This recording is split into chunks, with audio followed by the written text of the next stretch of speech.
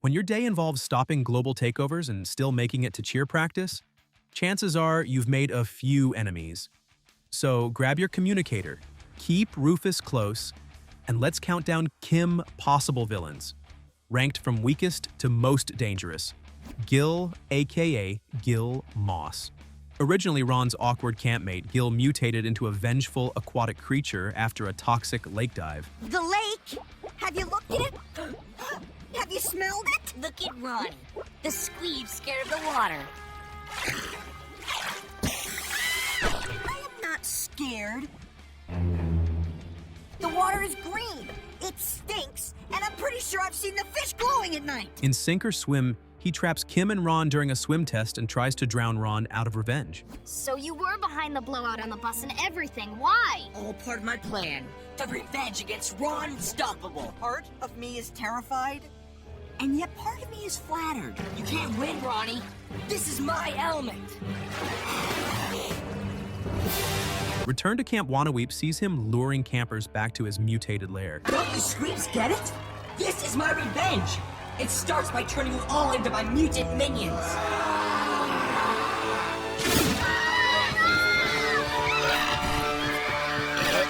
Gil is driven by pure hatred, making him one of the show's darker and more dangerous figures. Man, I gotta thank you. Swapping swim time with arts and crafts so many years ago was the best thing to ever happen to me. I thought you hated being a mutant, hence the whole revenge business. I did hate it, but once I turned human, I missed the immense power that comes with toxic genetic mutation. And now, I'm gonna sign the campers in all the camps around Lake Wannaweep. And guess what? You're first! Senior Junior might be pampered and a little clueless, but when paired with the right mentor, like Shego, he's surprisingly competent. Maybe we just run a web search for really valuable and heavily guarded. Okay. I am learning from the best.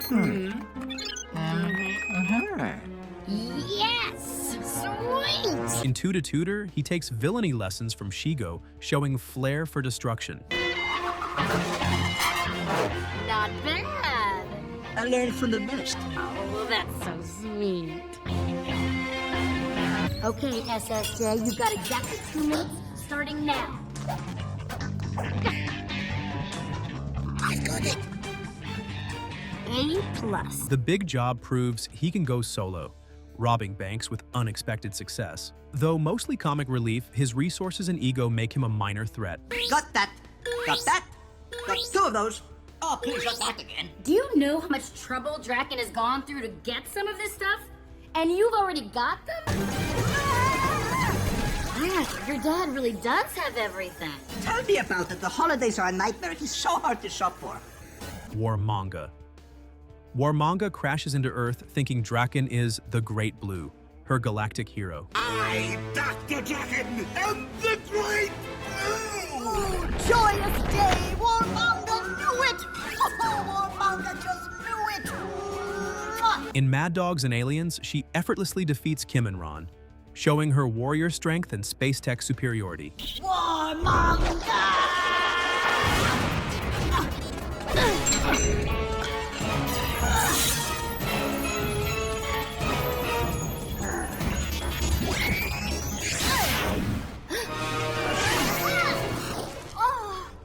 Ah, you see, Shego, Warmonga is better than you. By graduation, she returns with Warhawk to conquer Earth, nearly succeeding in planetary domination. This reminds me of our first Thor goggle hunt on the moon of Parker. You gave me the beast's spine as a trophy. You can have this entire planet as a trophy after these 2 are annihilated.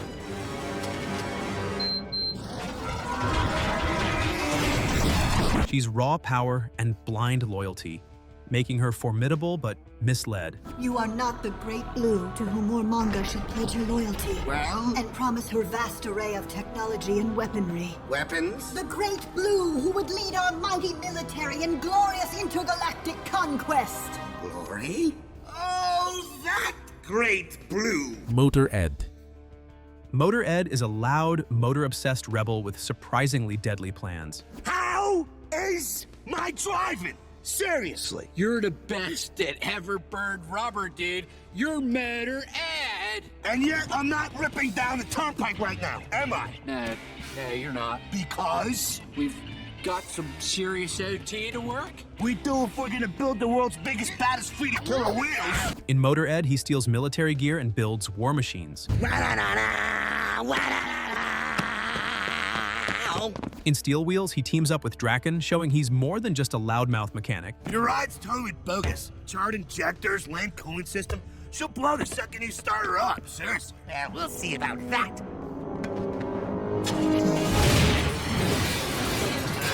Don't want to say I told you so, but dude, seriously, so. Look, just reroute the coolant line, got the plug, check it.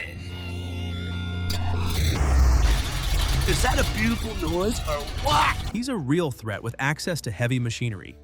Monkey Fist. Obsessed with ancient monkey lore, he literally turned himself into a human-monkey hybrid. So, you know all about it.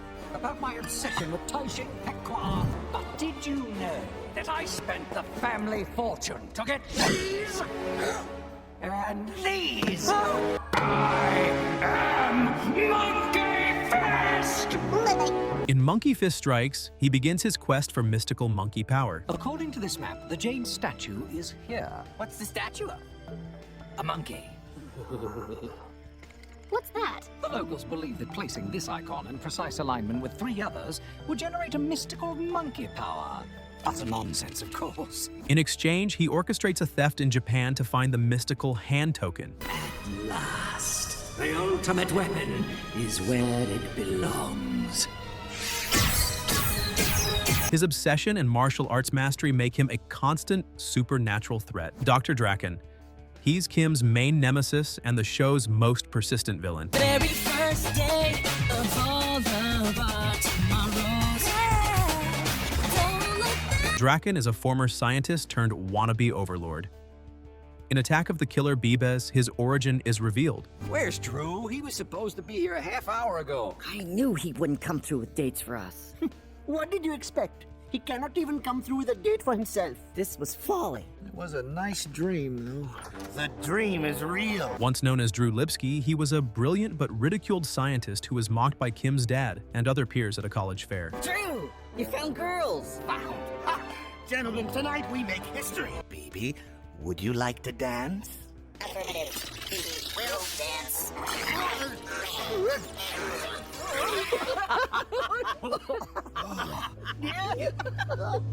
All right. Go on, laugh away, but one day my genius will be recognized. BB will be perfect, and I will be the one laughing. After humiliation, he dropped out and reinvented himself as the evil genius Drakken. Drew? Drew Lipsky? Wait, he's the guy from college? My arch foe. Well, he didn't used to be blue, I can tell you that much. No, but I was blue on the inside, scorned by my so-called friends, by posse. But I vowed to prove my genius to all of you. Who's the genius now? These robots are perfect, and their sole purpose is to obey me. His incompetence is often masked by moments of true menace. In Mad Dogs and Aliens, he nearly conquers Earth with Warmonga's help. Annihilatron, Tremorator, Neuroatomic Disabler. Ooh, Santa would never bring me one of those. Oh, Frackle. Warmonga forgot one. This one depletes a planet of oxygenated atmosphere. Has Warmonga pleased the Great Blue? Despite his many failures, his ambition and gadgets always put the world at risk. Shego. Shego isn't just Drakken's sidekick, she's the muscle and brains behind many of his plans. So, Kim Possible, you think to thwart my plan? Don't stop to tell her the plan. I'll handle this, Shego. Yeah, all I know is every time you stop to blab about your big plan, she wins. Oh, right. In Go Team Go, we learned she was once a hero. She and I and the rest of our family, we were Team Go. Good times, good times. We kept Go City safe from evil, but the more we fought evil, the more Shego liked it. The fighting? The evil. Right. Once Shego went bad, it was never the same. The team broke up. Making her turn to evil even more compelling. Stop Team Go shows what happens when Shego's morality shifts. Step aside, son. Team Go is back.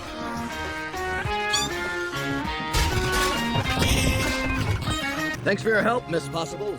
sis. It's good to see you on the side of justice and all things right and good again. And in graduation, she helps Kim in the end, proving she's complex and capable of great power. With her plasma blast, combat skills, and sarcasm, Shego remains the most dangerous villain in Kim Possible. Which Kim Possible villain scared you or made you laugh the most? Let me know in the comments below, and don't forget to like and subscribe for more Kim Possible deep dives.